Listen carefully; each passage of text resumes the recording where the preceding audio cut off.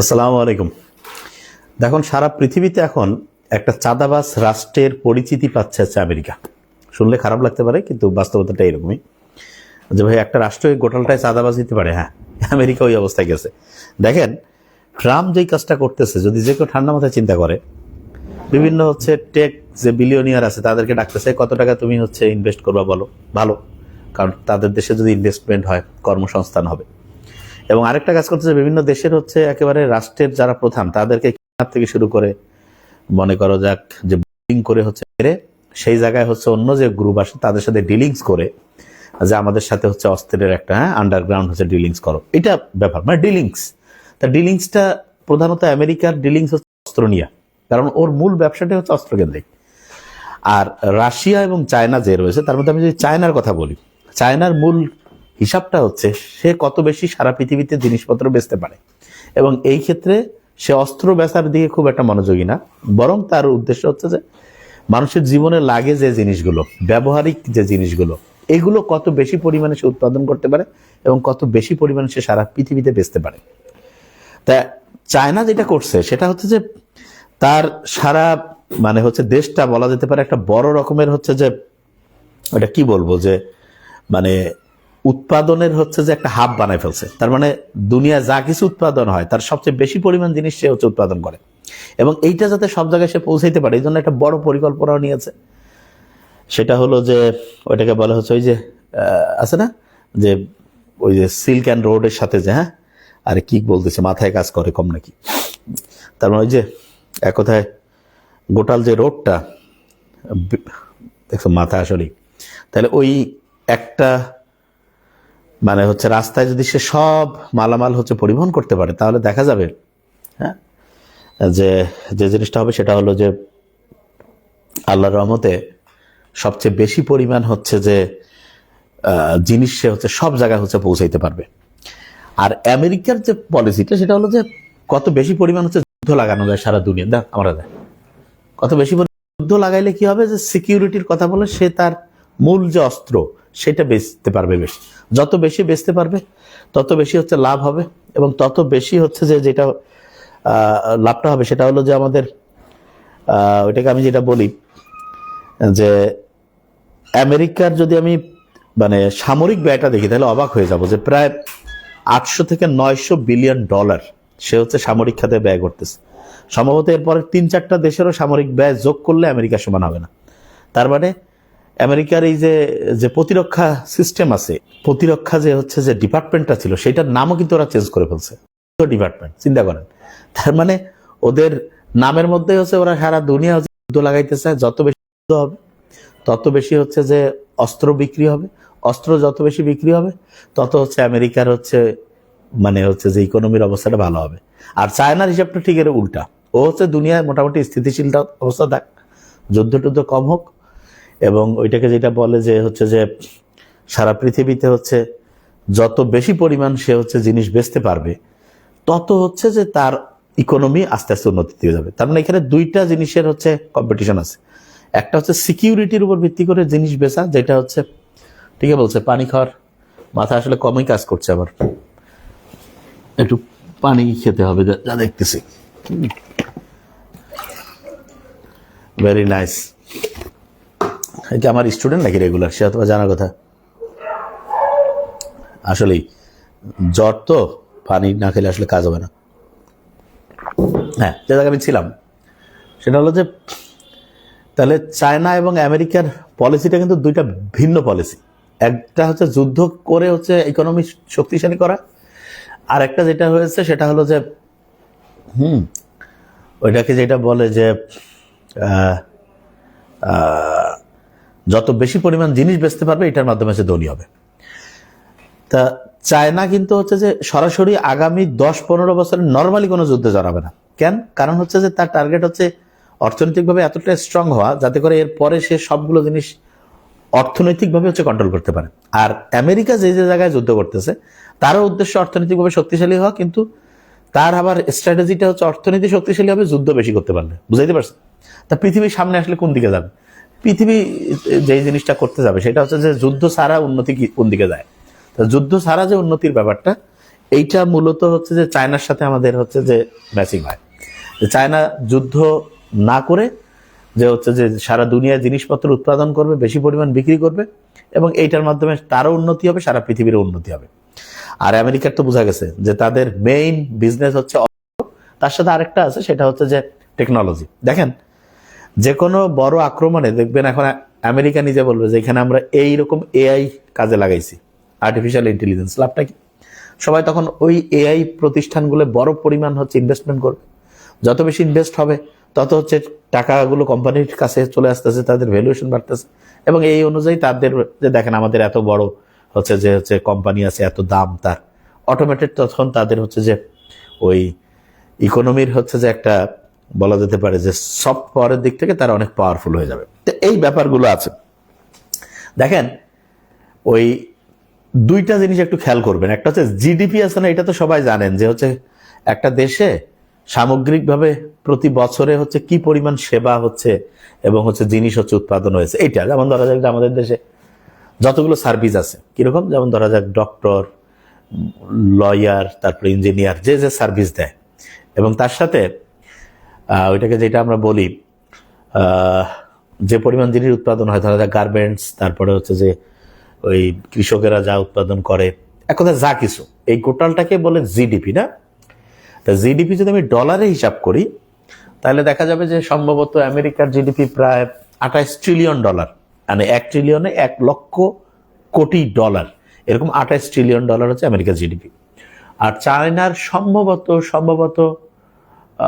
এইটা মনে হয় 20 ট্রিলিয়ন ডলারের মতো হবে, 18 থেকে 20 ট্রিলিয়ন ডলার।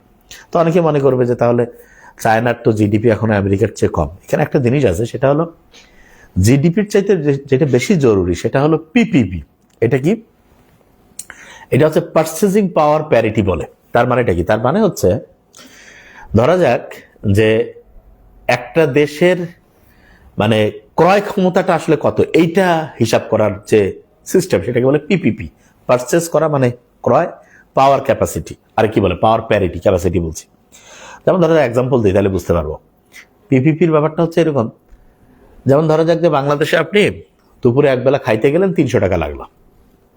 ওই খাবারটা যদি আপনি ধরেন যে আমেরিকা খাইতে যান, ধরেন যে আপনার $20 লাগবে, তা $20কে আপনি যদি 120 প্রতি ডলারে গুণ করেন তাহলে প্রায় 2500 টাকা। কিন্তু দেখেন আপনি ওইখানে ওই খাবারটাই খেলেন আমেরিকায় বসে 2500 টাকা, আর বাংলাদেশে ওই খাবারটা আপনি খেলেন 300 টাকা। তার মানে বাংলাদেশে আপনার যেই টাকাটা আছে ওই টাকা দিয়ে কিন্তু আপনি ওইটার তুলনায় প্রায় 8 গুণেরও বেশি খাবার পাইতেন। তার মানে আমেরিকার $20 খরচ করে আপনি বাংলাদেশে যদি ওই খাবারটা একজনের জায়গায় কয়জন খাইতে পারতো? 8 জনের বেশি লোক খাইতে পারতো। তার মানে পারচেসিং পাওয়ার প্যারিটি যেটা, সেটা কিন্তু হচ্ছে বাংলাদেশে জিনিসের দাম যেহেতু কম থাকে সেহেতু এটা বেশি হয়। এখন পিপিপি এর যে ক্যালকুলেশন, পারচেসিং পাওয়ার প্যারিটি, এইটা যদি আমি ইয়ার ক্ষেত্রে ক্যালকুলেশন করি, মানে চায়নার ক্ষেত্রে, এইটা প্রায় হচ্ছে 33 ট্রিলিয়ন ডলার। তার মানে আমেরিকার যেটা 28, সেটা হচ্ছে কিন্তু পিপিপি, পারচেসিং পাওয়ার প্যারিটি যেটা, সেটা কিন্তু হচ্ছে ইয়ার অনেক বেশি, চায়নার কিন্তু অনেক বেশি। এটা মারাত্মক। তার মানেটা কি? তার মানে হচ্ছে আগামী 10-12 বছর, 10 বছরও লাগবে না, তারও কম, 8 বছর 7 বছরের মধ্যে যদি চায়না সরাসরি কোনো যুদ্ধে না জড়ায় এবং সে যদি তার উৎপাদন ব্যবস্থাটা এইভাবে বজায় রাখতে পারে এবং সারা পৃথিবীতে যদি এই পরিমাণ জিনিস বেচার প্রক্রিয়াটা কন্টিনিউ রাখে, তাহলে তার এই পারচেসিং পাওয়ার প্যারিটি কিন্তু আরো বাড়বে। আরো বাড়বে মানে হচ্ছে আলটিমেটলি দেখা যাচ্ছে যে ইকোনমিক দিক থেকে সে আমেরিকার চেয়ে পাওয়ারফুল জায়গায় যাবে। আমেরিকা এখন যে জায়গায় আছে তার কিন্তু হচ্ছে সত্যিকার অর্থে মানে সে তার মাথা খারাপ। সে এই যে অন্যায় যে যুদ্ধ করতেছে, এই যুদ্ধগুলোতে কিন্তু ইরানের তো অবশ্যই তাদের যে হচ্ছে যে জনগণ মরতেছে, সর্বোচ্চ লিডারই হচ্ছে যে শহীদ হয়ে গেছে, বড় রকমের হচ্ছে যে যারা ব্যবসা বাণিজ্য সব জায়গাতেই হচ্ছে একটা প্রবলেম, এটা তো আছেই, ঠিক আছে। কিন্তু আমেরিকা দেখেন নৈতিক দিক থেকে একদম মানে জিরোর কাছাকাছি। তার মানে হচ্ছে সবাই বুঝতে পারতেছে যে আমেরিকা হচ্ছে যে একটা দেশকে হচ্ছে আলোচনার টেবিলে রেখেই কথা বলতে বলতে দেখা যাচ্ছে বোম মেরে তাদের সর্বোচ্চ লিডারকে মেরে ফেলতে পারে। তো এই জিনিসটা, তার যে বিশ্বস্ততা, এটা কিন্তু ধ্বংস করে ফেলছে। এবং খেয়াল রাখবেন যে আন্তর্জাতিকভাবে বলি আর জাতীয়ভাবে বলি, বিশ্বাস হচ্ছে সবচেয়ে বড় অ্যাসেট। এইটা যদি কেউ নষ্ট করে ফেলে বিশ্বাস, তখন কিন্তু আসলে তার কিন্তু হচ্ছে যে একদম নাম্বার ওয়ানে থাকা এটা প্রায় অসম্ভব। যেমন দেখেন মুসলমানরা যে সারা পৃথিবীতে অনেক দিন শ্রেষ্ঠত্ব অর্জন করছিল, এটা কিন্তু তাদের সততার কারণে। অবশ্যই টেকনোলজি এগুলো তো থাকতেই হবে, কিন্তু তার সাথে আপনার সততাটা খুব ইম্পর্টেন্ট। যখন থেকে মুসলমানরা সততার প্রশ্নে 2 নম্বরই করছে, বিভিন্নভাবে হচ্ছে যে মানে হচ্ছে যে ইকুয়ালিটি বলি, তারপরে হচ্ছে যে মানুষের সাথে ইনসাফের যে ব্যাপারটা, এইটা থেকে যখনই হচ্ছে যে আস্তে আস্তে আস্তে আস্তে হচ্ছে যে দূরে সরে গেছে, তখন কিন্তু ধ্বংসের দিকে যায়। তো এটা সিস্টেমটা এরকম, যেই জাতি যতক্ষণ ন্যায়ের পথে থাকবে এবং টেকনোলজি সায়েন্স এগুলোতে উন্নত হবে এবং একই সাথে ন্যায়ের পথে, সেই জাতি তত সামনে উন্নতি করে এবং সেই জাতির হচ্ছে যে মানে সর্বোচ্চ লেভেলে থাকাটা তত বেশি দিন হচ্ছে স্থায়ী হয়। বুঝাইতে পারছি আমি কি বলছি? তাই আমেরিকা এখন যেটা করতেছে দেখেন, নৈতিক দিক থেকে একদম মানে এটা মানুষজন নিজে বুঝতেছে যে কিরে বাবা, তুমি যুদ্ধের মধ্যে আরেকজনকে আক্রমণ করছো। এবং চীন এখানে কিন্তু এখন পর্যন্ত চীন কিন্তু ইচ্ছা করলে আশেপাশের দেশগুলো অ্যাটাক করতে পারে না, কিন্তু নর্মালি সে করবে না। কেন? কারণ চীন মানে ঐতিহ্যগতভাবে তারা হচ্ছে যুদ্ধ তুলনামূলক কম করে, আশেপাশের দেশের সাথে সে অত যুদ্ধ জড়ায় না। তার মূল পলিসিটা হচ্ছে সে বেশি পরিমাণ জিনিস তৈরি করবে, বেশি পরিমাণ জিনিস বেচবে, ব্যবসা বাণিজ্য কেন্দ্রিক। আর আমেরিকা তো বলছি তার হচ্ছে যুদ্ধ কেন্দ্রিক। তো এই দুইটা জায়গা আমাদের ভালো করে হচ্ছে ফোকাস করতে হবে। এবং আমার তো মনে হয় যে সামনের যে সময়টা আসতেছে, হ্যাঁ, যেটা হয়েছে সেটা হচ্ছে যে বাংলাদেশের জন্য আমি যেটা বলবো, বাংলাদেশ মানে কি যে কোনো দেশের জন্য এই ফর্মুলা একই, যে ওই দেশের প্রত্যেক নাগরিককে সবচেয়ে সেরা হইতে হবে। তার মানে যে যেই কাজটা করে সে বিষয়ে নাম্বার 1 হইতে হবে। এবং সময়ের দাম দেওয়া, ডেইলি রুটিন করা, প্রত্যেক দিন একেবারে ফজর থেকে শুরু করে পরিশ্রম করা, রাতে তাড়াতাড়ি ঘুমানো, তাড়াতাড়ি ঘুম থেকে উঠা, কাজের ক্ষেত্রে সবচেয়ে সায়েন্টিফিক স্মার্ট সিস্টেম ফলো করা এবং লং টার্ম চিন্তা করা।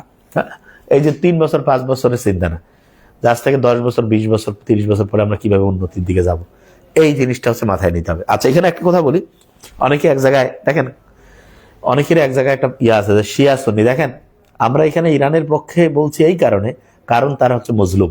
এই জিনিসটা বুঝতে হবে, আপনি মজলুমের পক্ষে থাকবেন নাকি হচ্ছে অত্যাচারীর পক্ষে থাকবেন, এই ডিসিশনটা নেন। মানে আপনার এখানে ইসলামের সবচেয়ে শ্রেষ্ঠত্ব হচ্ছে এই জায়গায় যে আপনার ধর্মের ভাইও যদি অন্যায় করে সেটার প্রতিবাদ করতে হবে, এইটা ইসলামের সবচেয়ে সৌন্দর্য। এবং আপনি সবসময় হচ্ছে যে অন্যায়ের প্রতিবাদ করবেন এবং যে নির্যাতিত তার পক্ষে থাকবেন, ঠিক আছে? হ্যাঁ, এইটা জিনিস খুব ভালো করে বুঝতে হবে। এবং আমরা হচ্ছে যে এখানে যে আমেরিকার যে বিরোধিতা করছি, এটার কারণ হচ্ছে সেইখানে আক্রমণ করছে, সার্বভৌমত্ব লঙ্ঘন করছে একটা দেশকে। সে হচ্ছে সাউন্ডের কি সমস্যা নাকি? কয়েকজন কমেন্টস করতেছে। একটা দেশের হচ্ছে যে ওইটাকে যেটা বলে যে জোর করে একটা দেশের, হ্যাঁ, ক্ষমতায় কে থাকবে সেটা কন্ট্রোল করতে যাচ্ছে, যেটা সে বিভিন্ন সময় করে। এটা হচ্ছে সবচেয়ে খারাপ একটা জিনিস, এইটার বিরোধিতা আমরা করছি।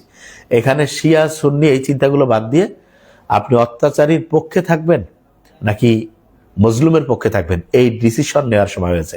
এবং আমার যেটা অবজারভেশন, ইনশাআল্লাহ, যে আল্লাহ তো দুনিয়ার বুকে হচ্ছে যে ওই যে আছে না যে হত্যা করিও না, তারপর এটাকে কি বলে, ফিতনা ফাসাদ তৈরি করো না, আর চূড়ান্ত রকমের বাড়াবাড়ি করিও না। আল্লাহ যখন সিদ্ধান্ত নেবে তখন মুহূর্তের মধ্যে বড় বড় নমরুদ ফেরাউন ধ্বংস হয়েছে। যেই অনিয়মের মধ্যে যাবে সেই তার ধ্বংস হওয়াটা শুধু সময়ের ব্যাপার হবে। Thank you so much. আসসালামু আলাইকুম।